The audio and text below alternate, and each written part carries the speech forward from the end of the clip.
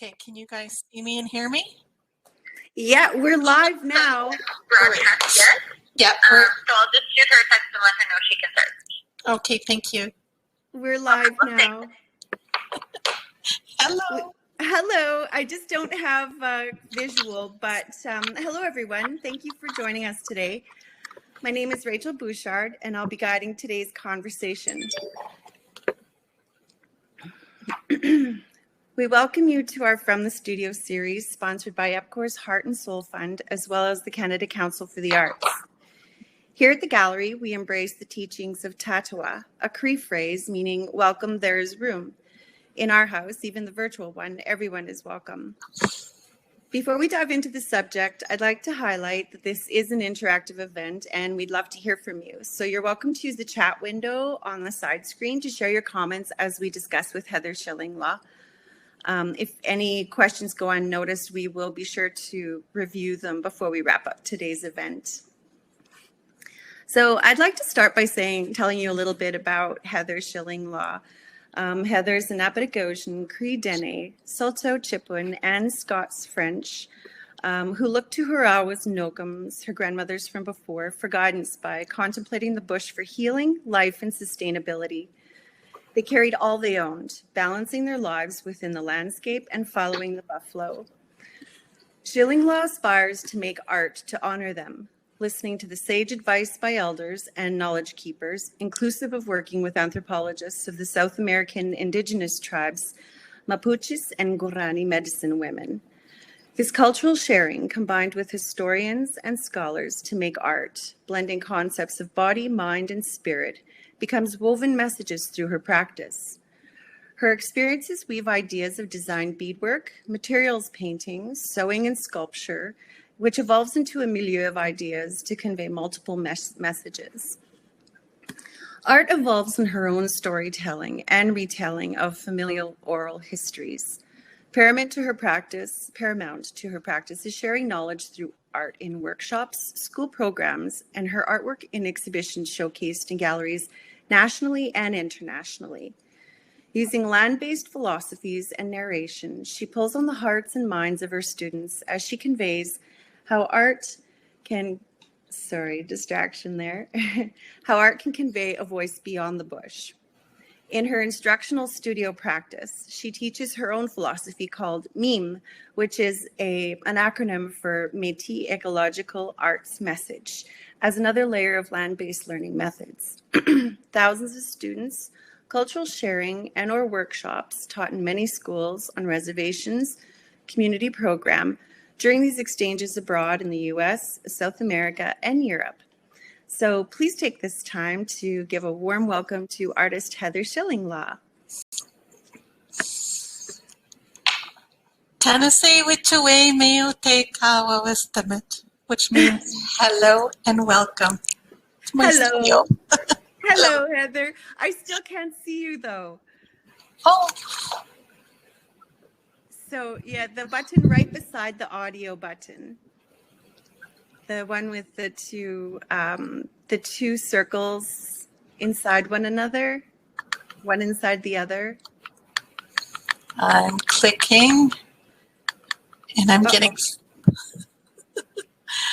I might have to exit out again and then I'm so sorry. No worries. Do you want to just, it's up to you. If you want to just continue as I go through the slides, we can hear you. So I'll try exiting out and exit it in again. Okay. I'm so sorry. No worries. Okay.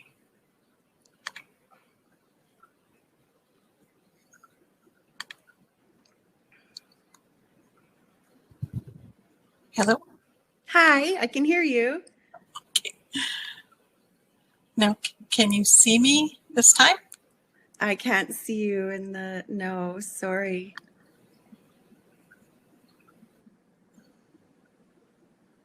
Can you see me? No.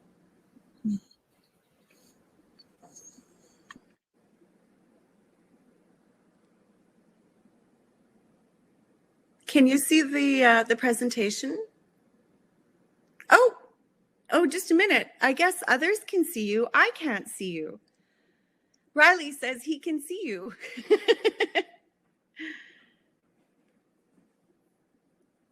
Oh, she's just exited and is re-entering.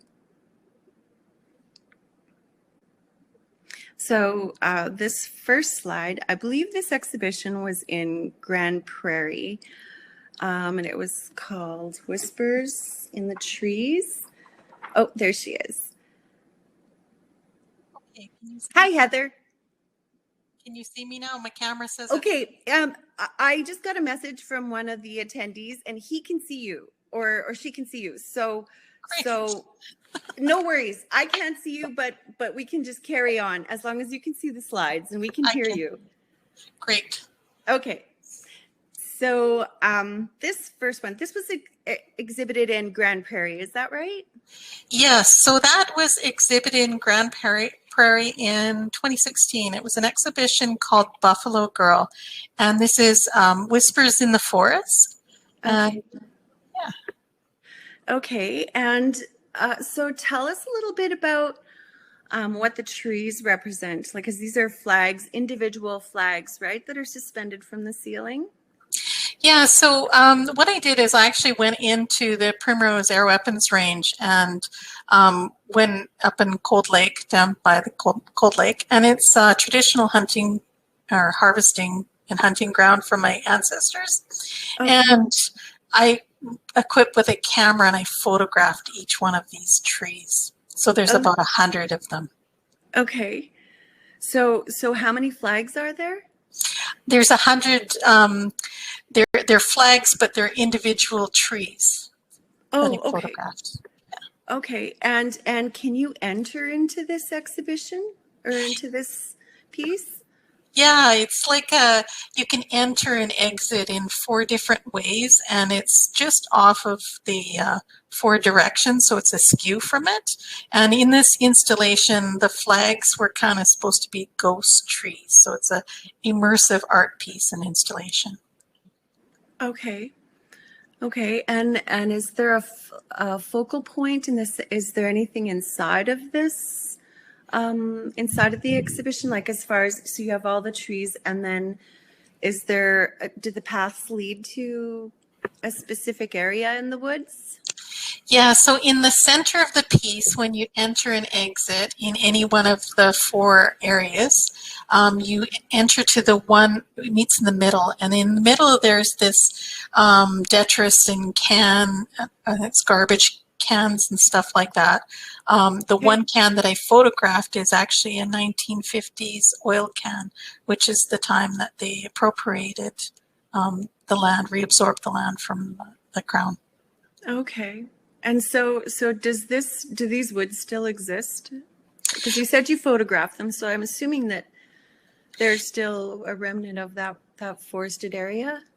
Yeah, so in this area, because it's been appropriated by the Crown, there was a lot of problems within the landscape because it is now a bombing range. And, there's actually... when I photographed it about 16 months later, there was the Huff and Puff oil extraction actually was the largest oil spill in 2015 of that year. So it was, many, many hectares, thousands of hectares of oil that bubbled up to the surface. Oh, wow. Yeah. A significant piece. Yeah, it kind of geared up the whole kind of ecological beginnings of my meme method in kind of conversation of, making people aware that we need to protect the landscape so that others can see it and enjoy it and harvest from it. Yeah, absolutely. Okay, so, and this one, is so interesting because when I first looked at it, now this is up in Fort Marie, right? Yes, so this piece was Sky Spirit Courage of Mother Bear. And it's on the traditional teachings trail. And this piece, there's 7 different spots that you can go to. And mine is kind of facing north. And it has a star constellation of the Big Dipper. And That's Yeah. so great. You know, when I first looked at it, I initially I thought it was a nest with an eagle's feather uh, on top of it. But yeah, no, so it's a constellation. And then explain, what is the base of it? That is, so there's the eagle's feather and... It's actually a large, oversized abalone shell. And what you do is you make a smudge, right? And Right. in this piece, because I'm making that connection with the stars in my Nehawk teachings, is that you're connected through the stars. So it's a very spiritual piece, and you use an eagle feather to kind of smudge, to bring that smudge right up to the stars in the spirit world. So it's a very spiritual piece.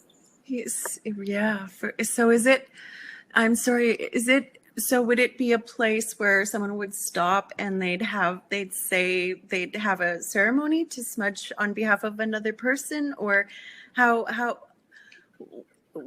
when you're saying smudge, what do you mean by that? A smudge is like a prayer. So Okay. when you do a smudge, you're connecting with that spirit world to make a connection to help other people, other than yourself. So that is my teaching, anyways. Oh, how that's so beautiful. Can I tell you a little bit about that feather that's right beside it? Yes, please do. Yeah. So Elna Gould from the Big Stone Cree Nation, she lives up in Fort McMurray, and we worked on a project in Pehonan, which is part of St. Albert. Yeah. The city of St. Albert, they initiated this indigenous committee. So she was organizing it, and she worked with them. And she said, I was walking by your piece the other day, and I found this at the base of the piece of art. And I cried because it was such a beautiful piece. And, you know. The significance of that, right? Just. Yeah, but the piece itself, the feather is actually based off of a flight feather. So it's Dr. Troy Patnode had allowed me to borrow his feather, which an eagle has to die to have this feather. So I felt it was really interesting to bridge that connection. And with the feather that fell in front of the piece, I thought that was pretty special, that communication amongst the... Absolutely. You know, I just had this visual when you said that the feather was at the base of an eagle flying by and just dropping a feather and, you know, in honor or something like that. But it's not that simple.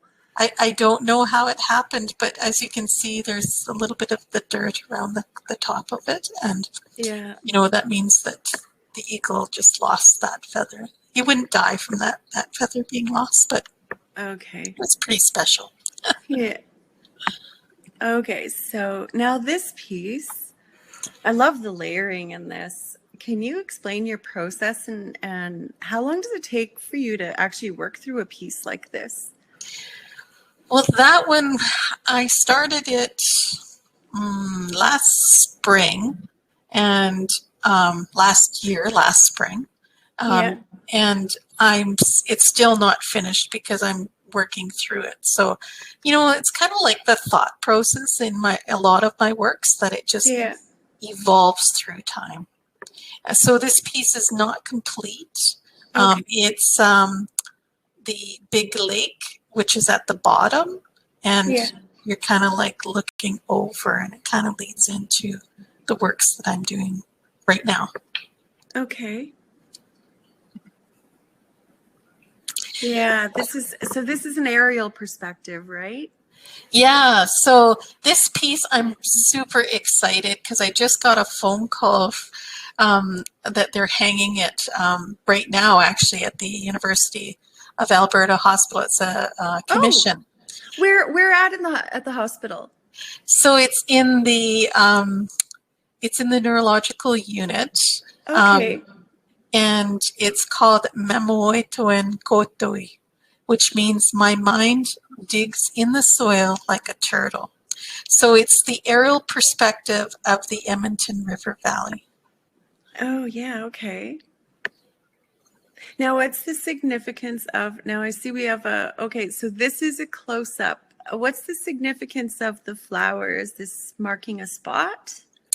Yeah, so that is, the flower marks the spot of the University of Alberta, like the U of A hospital. Oh, So okay. when you look at it, it's kind of, well, Yeah. it's south of the river. Yeah. And then you can see all the little white parts that are connecting and leading up into it. So in Yeah. the next slide, Right. you'll see that the wild rose, the stems and that are connecting with the white beaded areas, and those are the ghost rivers and ponds that are connecting right up with the North Saskatchewan. So it's kind of commemorating, what happens in colonization and how the land changes. Right. Yeah. Oh, that's wonderful.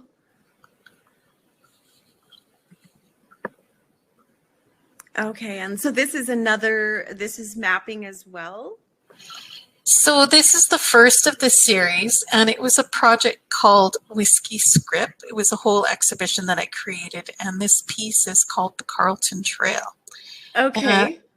And it's all about kind of the oral storytelling that I remember from my grandfather telling me the story while he was drunk, the transport of whiskey on the Carlton Trail. So, wow. Yeah. So this runs from, so when we're going, so this would run, actually we have close-ups of these as well, right? So this being the furthest to the left. So yeah, in this piece, I'm focusing on, like, the transport would be from Fort Garry, which is now Winnipeg, to Fort Edmonton, and so you can see that's Fort Edmonton written in the yarn of, and it's a bison hide, so it's wow, that's also like that has a lot of symbolism, doesn't it?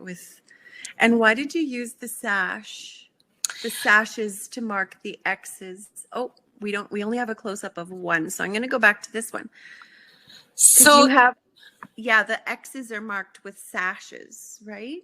Yeah, so it's really kind of storytelling that part of history that when my ancestors marked these claims that the government gave them, it was called script. There was really a lot of loss, and that in some cases and instances they were signing for a sack of flour or a cask of whiskey or a parcel of land, whereas they, there's a whole bunch of history attached to that I won't get into because we'll talk too much about that. No, that's very interesting though, and the fact that they're traveling. So this is by land. Yes. Why was can you explain? I mean, I'd love to hear some of the stories. I think everyone would. So each one of the X's marks all the stops that would be on the Carlton Trail. Right. Originally, they traveled by the waterways, and John Norris, Old Man Jack, who's my multiple greats grandfather, he was guided by his wife, which is Mary Coyote, which she showed him the old Indian trails and said, this is a better way to transport. So it was the first land bridge that they made, and that was guided from one point to the next. So how long would this take? So from what I read through the history, it would take probably about 3 months. Wow. Like, it depends on the road, right? Like they didn't have a road, but the knowledge was the old Indian trails, and they would originally go by foot. And this one, they had old Red River carts. So it's so interesting. It makes me think of this silk trade. Yeah, it is actually funny because I used ribbons, the red ribbon, which is like the Red River trail, Right. you know, that kind of concept. So there's a lot of playfulness in the piece. And with the X, as you had asked earlier, it's actually the sash, and the sash was known as a way, like the toolkit. So, you know, to do repairs or Yeah. on their clothing and that sort of thing. It would hold things. And, you know, so the Right. sash is very integral to the culture itself. Yeah, that's why I asked, because they would repair, like you said, repair their clothes. They'd use it for carrying, for it was how, so the sash was, that was the one that was worn around the waist, correct? Yeah. Like Yeah. nowadays, women wear it on their shoulders, right? Right. But it was originally predominantly the men that used it as a belt, as a toolkit, as a, you know, way to repair things. And yeah. Yeah. Okay. So now this is your new body of work, right?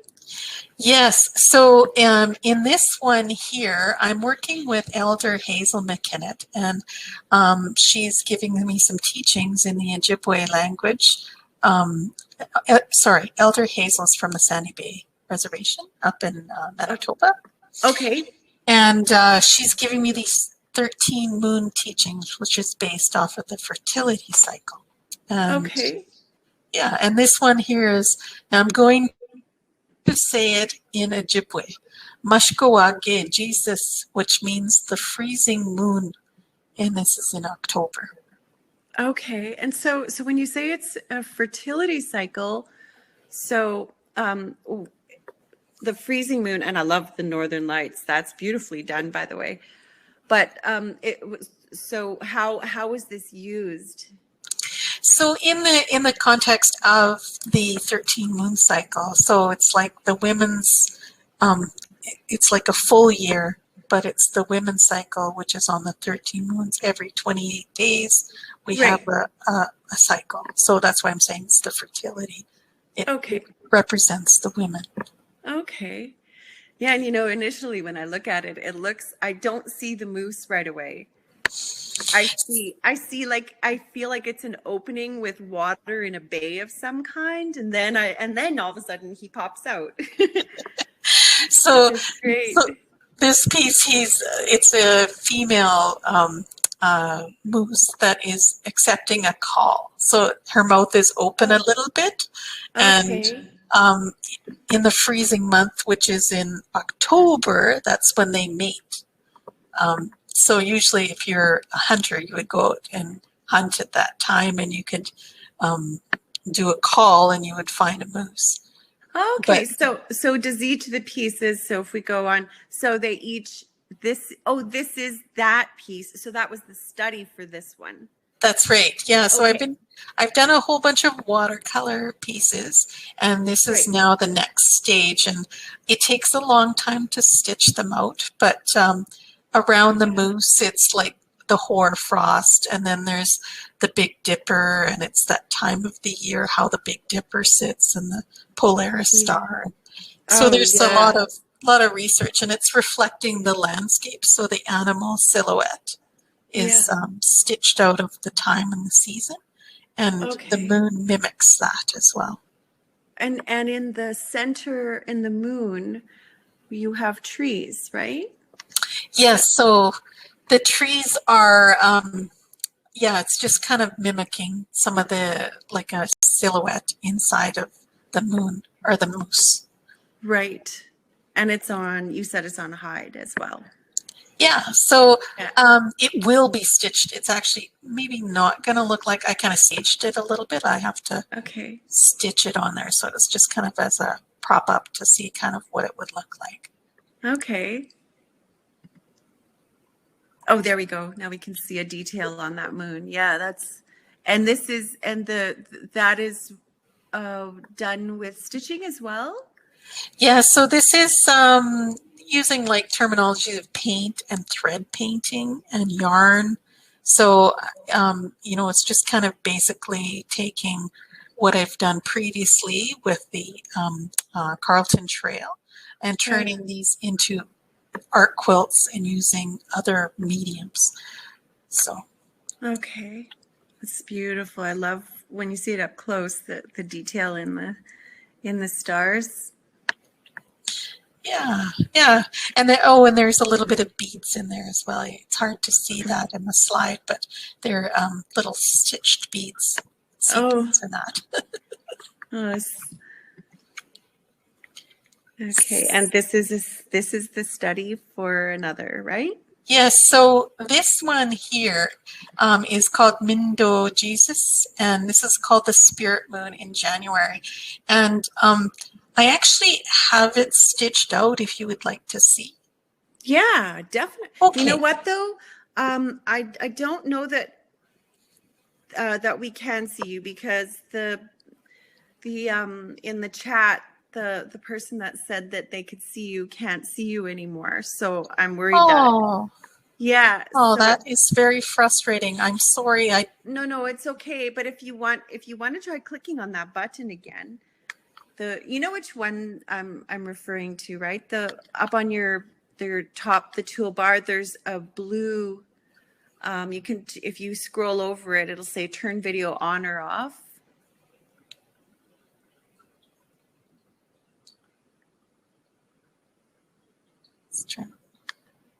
There you are. Oh my gosh. So ridiculous. I'm sorry. I'm not at all technologically advanced at all. Please don't be. But here's. Oh yeah. Okay. Here's the piece. Oh wow. So as you can see, it's a little different than the painting. I kind of when I showed you that one, it's kind of got a little smudgy. So I thought this was nicer because then you can see more of the stitches. Yeah, it's so beautiful. So, and this one here, you're getting a bit of a sneak peek. It's actually going to be shown in March of next year at the McMullen Gallery. Oh, so, wonderful. Yeah, so I'm very excited to, you all get a sneak peek. Oh, yeah. So there will be the 13 pieces. Yes, and there's going to be... Sorry, will you include the studies as well as the finished works or no? You don't usually do that? I don't know. I have to think on that. I have so much work though. I'm beating a giant turtle right now, which I'd show you, but it's awkward to even show you on the screen. And it's a kind of a 2D relief turtle, and it's so big. I'm thinking I might not have room to show that. So would it show with this show as well? Yes. Oh, so, wow. Oh, good. And so the placement of this, when you're placing it in the gallery, do you place it according to the cycle of the moon? Like, is there a play on all of that as well? I haven't figured all that out yet. I still have meetings with them. I thought it would be kind of cool to show them in a circle, but I'm not sure if that's going to happen or not. So I have a few comments that I'll share with you. Chris Miller says, "Hooray, great to see you, Heather." And Angela says the same, absolutely gorgeous. And Sarah says, "Woohoo." Leah says, "Such a beautiful piece, Heather. Lovely to see you and your work." It is. It's just, I'm excited for this exhibition. I hope that they place it in that and honor that cycle that you're referring to. Yeah. So this is a really, I have one of their moons done, but Nambande Jesus, which is the sucker moon in April. And it's where the sucker moon goes back to the spirit world. So it swims back to the spirit world. And I can't say any more than that because I'm not supposed to tell the full story because the Thunderbirds are around. Oh, there's interesting. So there's a time. Yes. Speaking of these oral, storytelling happens in the winter time. Okay, and when you say Jesus, that's moon. Jesus is moon. Yes. Okay. Did you want to see the sucker moon? Yes. Okay. So here is. I hope you can see it. Okay. Oh yeah. That's the sucker moon. And the detail, I'll bring it close so you can see. It's so is there beading in that? That's so beautiful. So you beaded into that as well? No beads. This, I might add beads later. I haven't decided that or not yet. But this is a really shiny swimsuit-like material. So That's so great. I thought it looked like fish, so I loved Now, it. actually, that's the question. Do you repurpose things in your works? Like, do you do? Yeah, Tapue, I do. That means Yeah. good. I do that a lot because it's part of that mean philosophy. And Right. when I'm teaching the children or when I'm talking about my work, I talk about the waste in our world: reduce, reuse, recycle, and that hidden layer message of Right. protecting our environment, or giving that artistic knowledge that we need to be mindful of our Right. resources. So yes. Yeah, absolutely. Yeah, it all plays into it. So now this hair, what's the significance of the berries on him? So this is called Odamin Jesus, which is the strawberry moon in June, which is this month. Yeah. And so that it's funny because the wapus, which is hair, would Yeah. eat the strawberries, and it would look like a murderous animal. 'Cause Oh, right. when they eat it, they're like, it like comes down on their mouth and they get all red, and it's quite You wouldn't want to funny. meet that hair in the back alley. Meanwhile, they're just munching on strawberries, which is Oh, it's really interesting.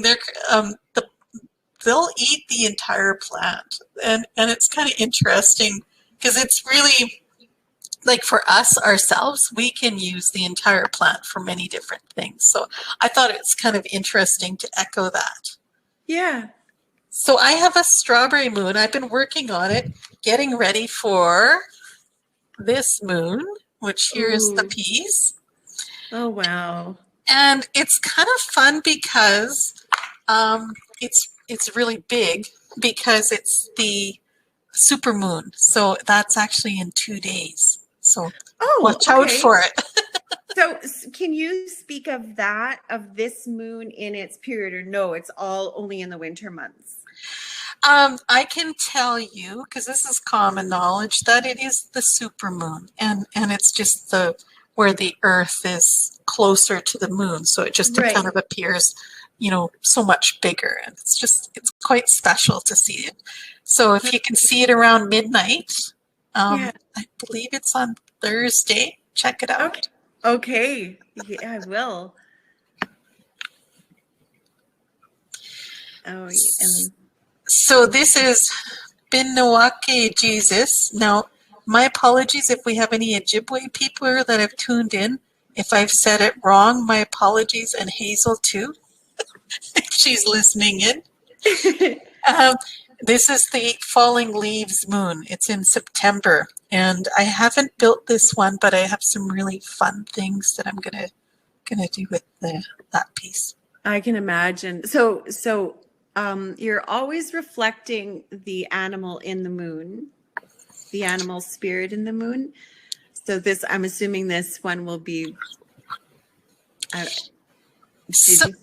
Sorry, go ahead. So in this one here, it's just that reflection of the landscape and what happens in the land at that time. And, I kind of thought, children's going back to school, the owl sort of seems appropriate. The owl is made out of leaves that are colored. Again, it echoes back that special time in the year where, the earth is Okimnawashke, which means Mother Earth is going to sleep. So getting ready. Oh, so is the wispiness around the moon, is that Mother Earth, like, is that the hair? Is that a suggestion of her in that sense, or? Yeah. So I was thinking, I kind of like the design part where the leaves were just kind of going off, and then the same thing with the moon, that it was just the wind was blowing. So it's more about the wind. Yeah, no, it really comes across that way. Yeah, that's beautiful. And I wonder, like, I love the Northern Lights, and you have so much of that suggestion in the work, especially the fall pieces and winter pieces. And Do you think you'll be able to, will you incorporate that in the piece as well? Yeah, because I'm using a lot of black fabric. So when I'm painting on it, I'm finding that, I can't just stick with one color. I always got to add other colors to it. So it's going to be added a little bit in there, like little suggestions of other colors, because it kind of looks like galaxies and It far, gives it far so away. much dimension. It really does. Yeah, you can almost move through the piece in certain areas. I have a comment from Darlene Bailey. I love your organic shapes of your pieces. Oh, thank you. So in this piece, it was grave markers bison. It's part of a grave marker series. Okay.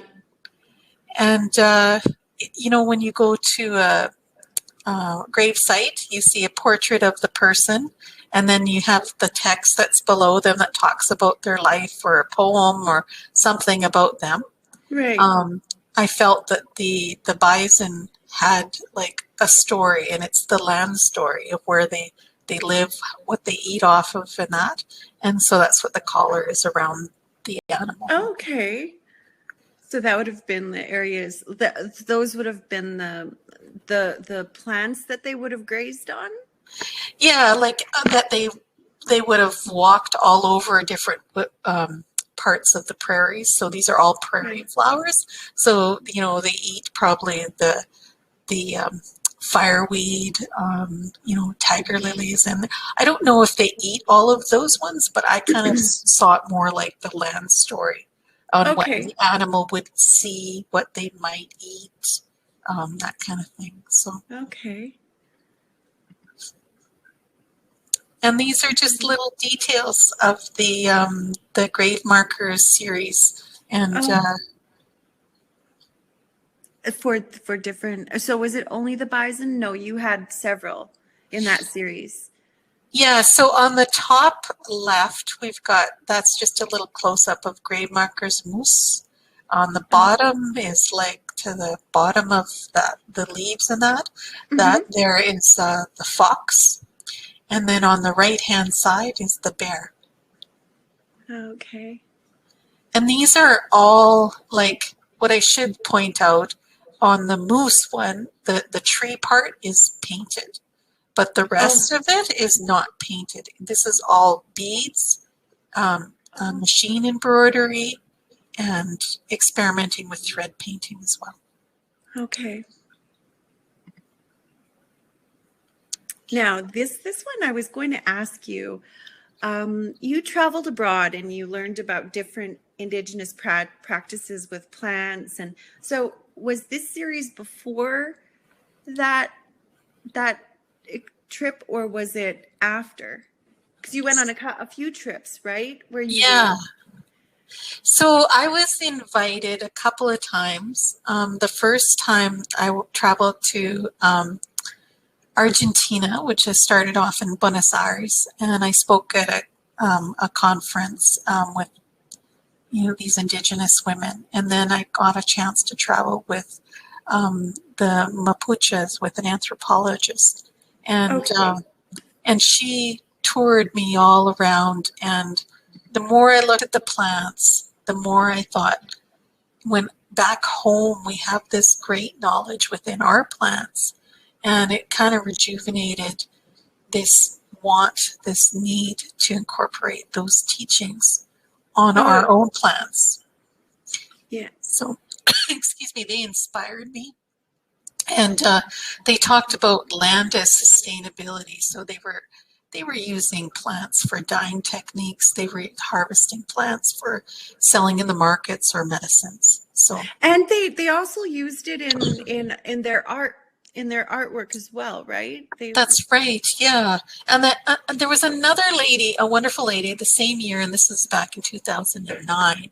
I got a second invite to go to Paraguay, and Onovencia Riviera, which is a lady, she's part of the Guarani, and Toban Guarani, and she it was really interesting because she spoke in her language and it was translated twice.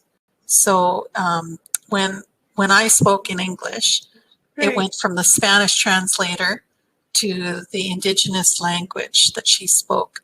But then she showed me all her baskets of medicines, and then all of a sudden we were communicating without the translators because we were pulling it up and smelling it and talking about how useful this one is and that, and it was just that's so interesting so because exciting. there's so much lost in translation too, right? Like semantics can really change the feel of it, but you were able to communicate without that. Now, do you want to talk about each of these pieces? Sure, if you like. So in each one of these bodies of work, these are all at the Art and Rental sales right now. These ones are all inspired from Nkukum's quilt.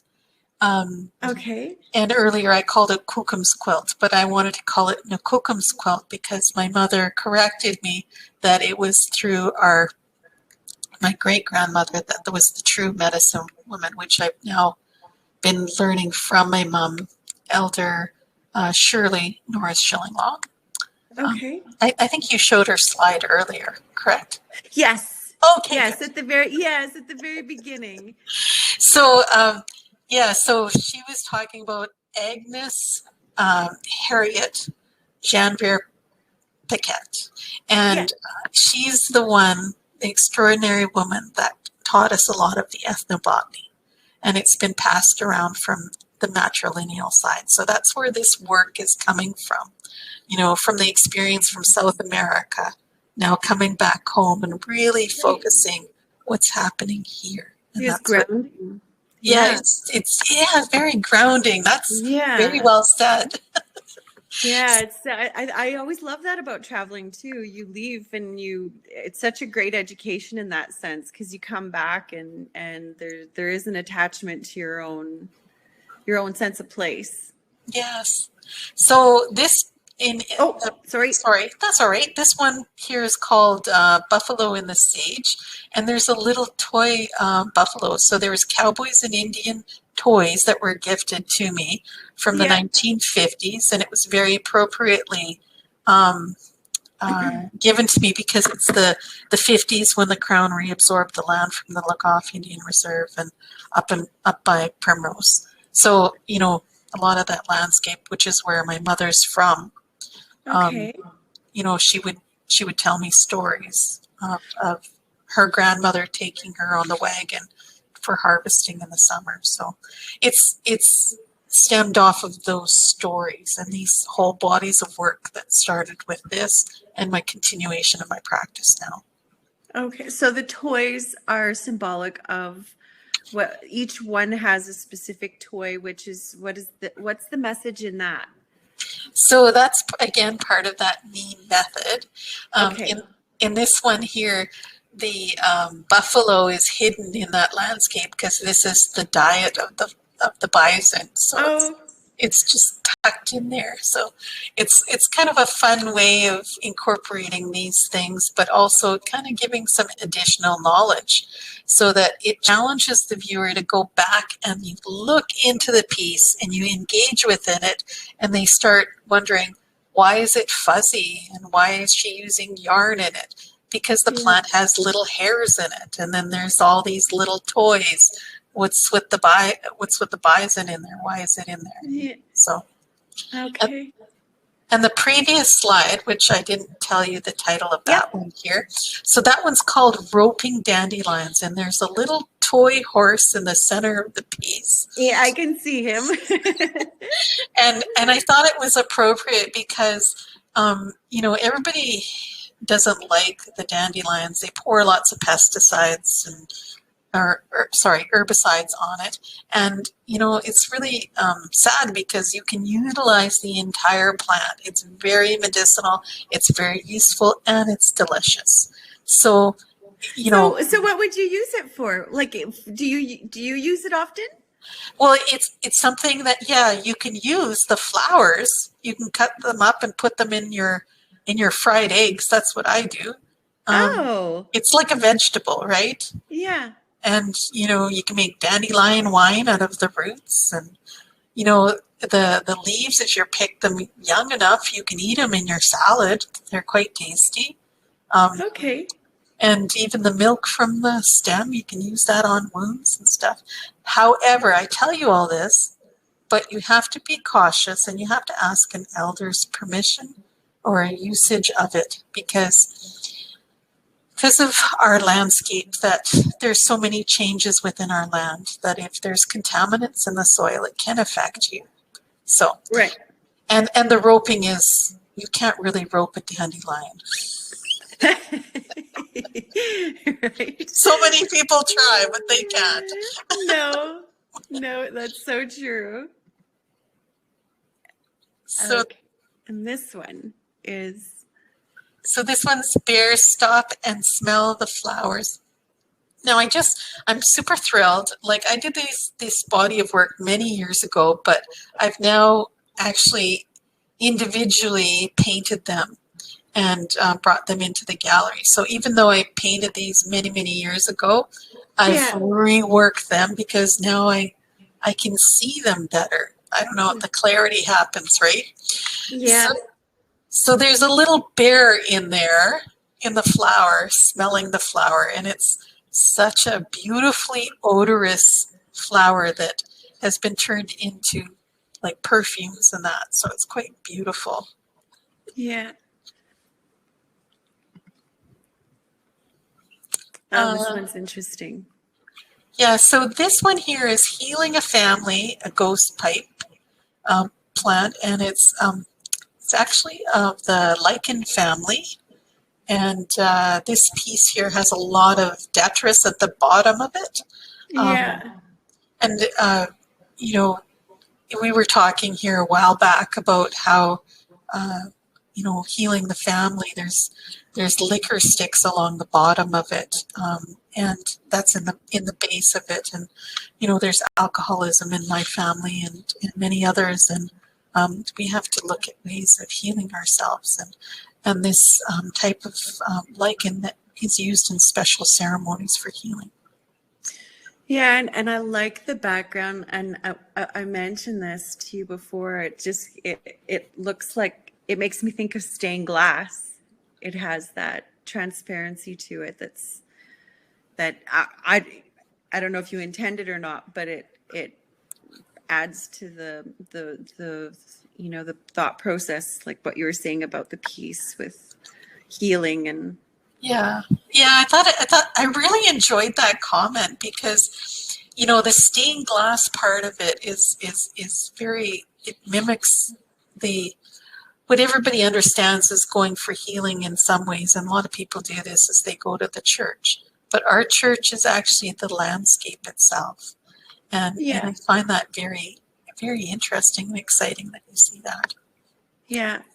Well, I was actually reading into, I was thinking that you were suggesting like it was a reflection on the experiences and the pain with residential schools and everything that happened. And I was thinking along those lines, but that's also what is so amazing about art. Like the viewer comes to it and you give them bits of information, and then they see all of these things that are, fitting with the time. Yeah, residential school is on a lot of people's minds, and there's a lot of family that have gone through that, and that does come up in my work. I don't explain that specifically, just because it's a very emotional thing to talk about, and it's definitely there, but I don't. The older I get, the more I talk a bit about that, and it evolves throughout my time and my maturity of talking as my artistic voice. And I think I'm ready to highlight that subject matter because it is something that is it's very difficult to talk about through art, and art can convey those messages. It can, and it needs to be heard as well. Yes, it's a hard thing to process as an artist. It's a hard thing to explain, but it has to be not forgotten. And art can, harvest that knowledge, and it's It's Yeah, very important work. it is. It's so wonderful in that way, isn't it? And these are very interesting. They're big. Yeah, so these are like 4-foot square paint panels. Yeah. And this one here is called All Zipped Up Medicine and Cow Parsnip.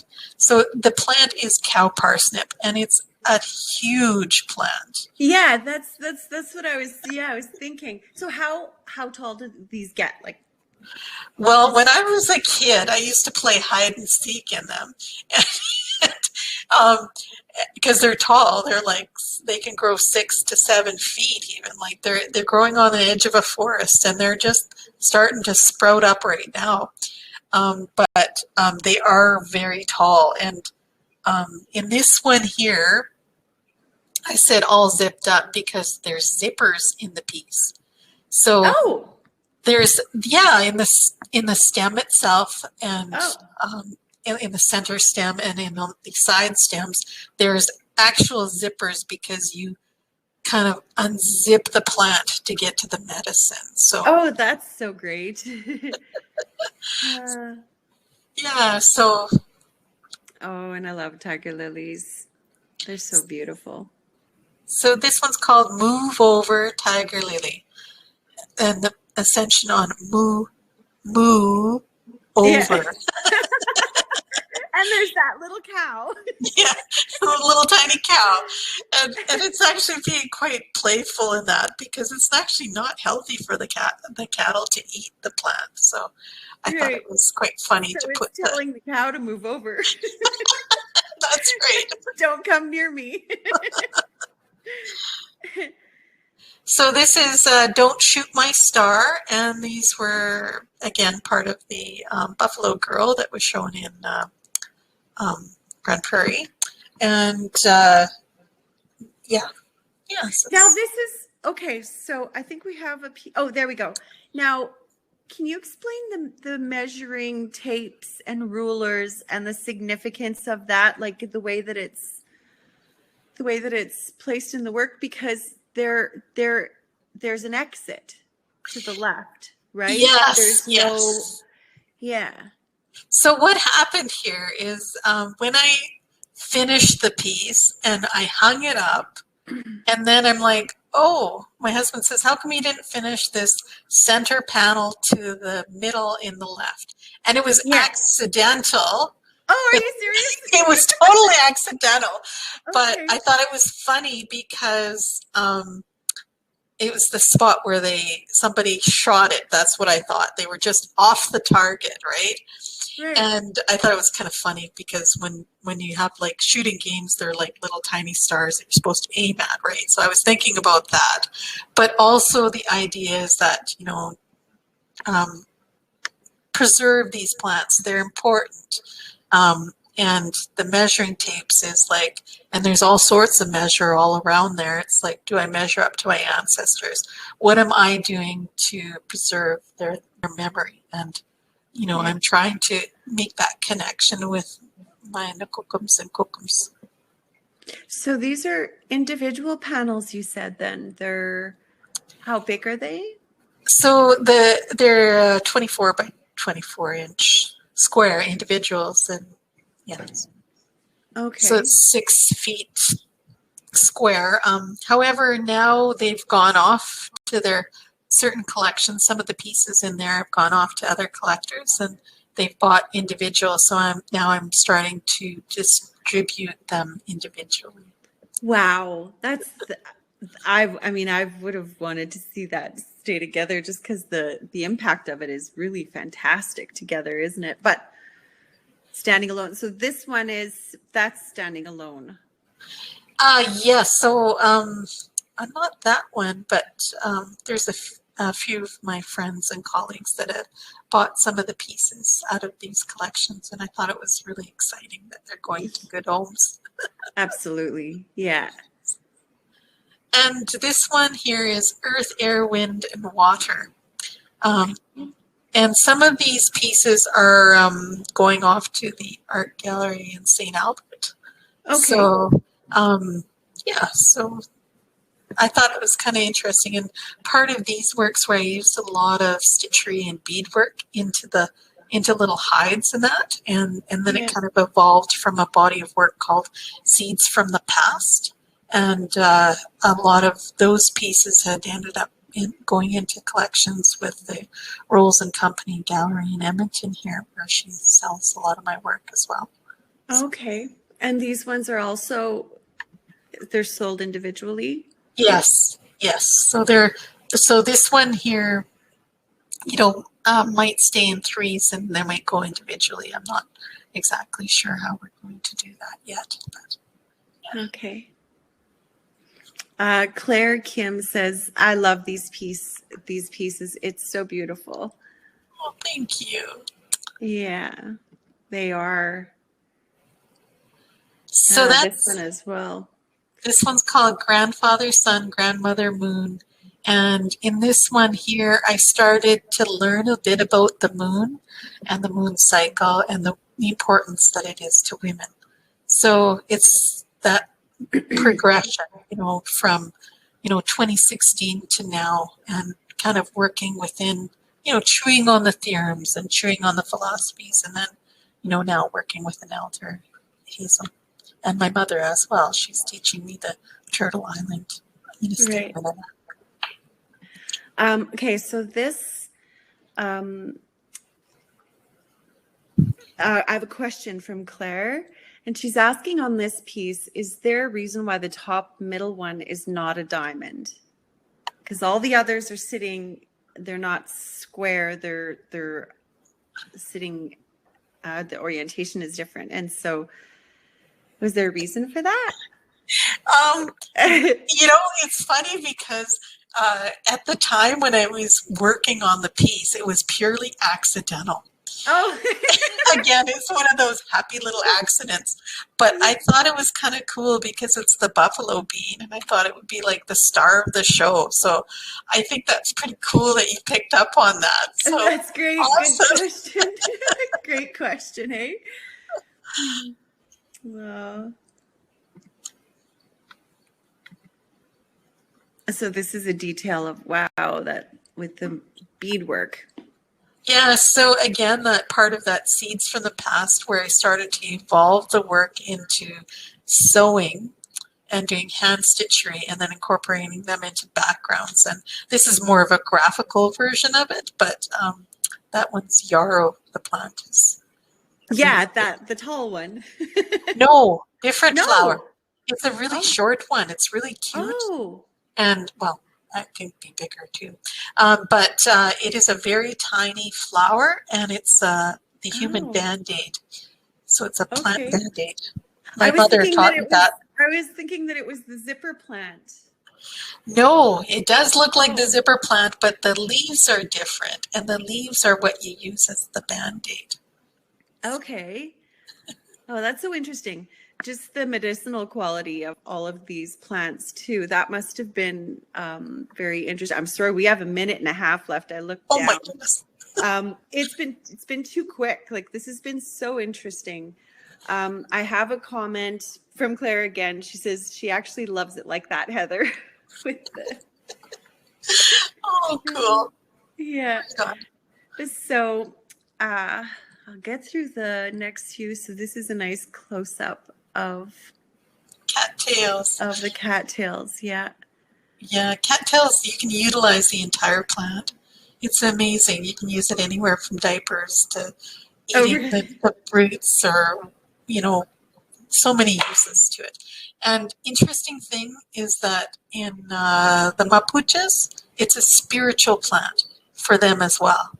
So that's in South America, that they utilize the plant as a sacred plant, mimicking the same usages. So I was excited about that connection. Yeah. So we have 36 seconds left. Is there anything you'd like to say in closing? Sarah, thanks you so much for sharing your knowledge with us today. And they're so thankful to have you at Art Rental and Sales. Any last words before we sign off? Mastanani nananaskuman, which means many thanks. And thank you so much for everybody that has tuned in.